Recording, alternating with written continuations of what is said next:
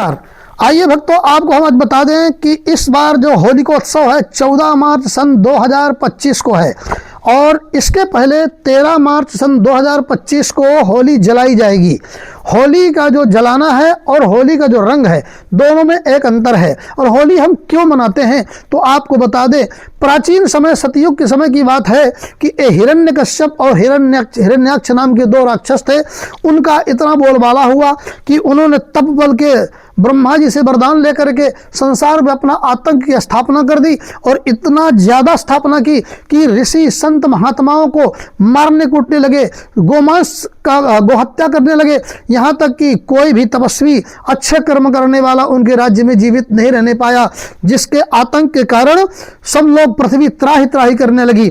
तो उनके ही घर में प्रहलाद नाम के पुत्र का जन्म हुआ।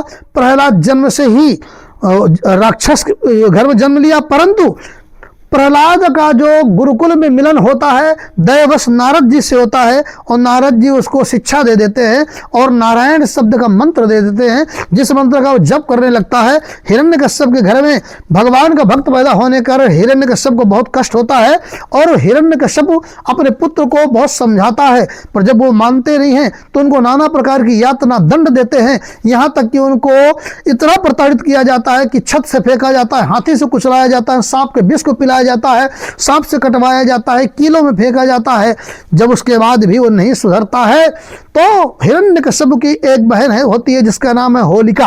होलिका को वरदान था कि तुम्हें कोई अग्नि जला नहीं पाएगी, अग्नि में तुम नहीं जलोगी। होलिका ने जब हिरण्यकश्यप ने देखा कि ये सुधार नहीं पा रहा तो होलिका को बोला कि तुम इसको अपनी गोद में लेकर के और चिता बना करके बैठ जाओ, उसमें जब जला दिया जाएगा तो तुम तो जलोगे नहीं, ये जल जाएगा और इसके जलने के बाद हमारा पूरी तरह से कल्याण हो जाएगा, क्योंकि ये भक्त भगवान का भक्त है। हम इसको नहीं मानते हैं, क्योंकि जो राक्षस होते हैं वो कभी भी धर्म को नहीं मानते हैं, अधर्म को मानते हैं। इस कारण से होलिका ने अपने वरदान का फायदा उठाते हुए फाल्गुन मास की कृष्ण पक्ष की अपना पूर्णिमा तिथि को, जिसको हम होली का जलाने का तिथि मानते हैं, उस दिन को चुना और उस दिन जो है होलिका ने अपने आप को एक लकड़ी की चिता बनाने के बाद उस पर बैठ गई, अग्नि जलाई गई। भगवान की कृपा के कारण होलिका खुद जल गई और प्रहलाद नहीं जले। सवेरे जब सब लोग देखने गए तो देखा कि प्रहलाद उसी राख से खेल रहे हैं, धोली खेल रहे हैं। फूल तमाम, जैसे कि बसंत ऋतु है, बसंत ऋतु में नाना प्रकार के फूल, पौधों में फूल आते हैं तो पृथ्वी भी रंग बिरंगी हो जाती है। तो प्रहलाद उसमें सब खेल रहे, देख रहे हैं तो सबको बड़ी खुशी हुई। धर्मात्माओं ने भगवान की जय जयकार करी। तब प्रहलाद को मारने के लिए हिरण्यकश्यप अपने घर में आया और उन्होंने कहा कि तेरी मृत्यु वैसे नहीं होगी, मैं तुम्हें मारूंगा, तुम्हें बताओ तुम्हारा नारायण कैसे बताता है। तो प्रहलाद जी ने कहा, हम में तुम में खड्ग खम में जहाँ देखूँ तहाँ राम ही राम। भगवान तो हर जगह है, तुम्हारे में भी ये जो खड्ग जिससे तुम मुझे काट रहे हो इसमें भी वही है। जब इस तरह से प्रहलाद कहता है, तब जब उसको मारने के लिए हिरण्यकश्यप जाता है तब भगवान उसी खंभे से प्रकट हो जाते हैं और खंभे से प्रकट होकर के हिरण्यकश्यप को अपने गोद में बैठा ले करके और उसके सीने को फाड़ देते, पूरे शरीर को फाड़ के मार देते हैं। क्योंकि हिरण्यकश्यप को वरदान था कि मैं न जल में मरूं, न थल में मरूं, न दिन में मरूं, न रात में मरूं, न पृथ्वी में मरूं, न आकाश में मरूं। तो उन्होंने ड्योढ़ी में, अर्थात जो दहलीज होती है, उसको ऐसा जगह माना जाता है कि वो न तो पृथ्वी में आती, न आकाश में आती और न जल में है न थल में है, उसमें बैठा करके उसको फाड़ देते हैं। उसके बाद प्रहलाद हमेशा के लिए संतुष्ट हो जाता है।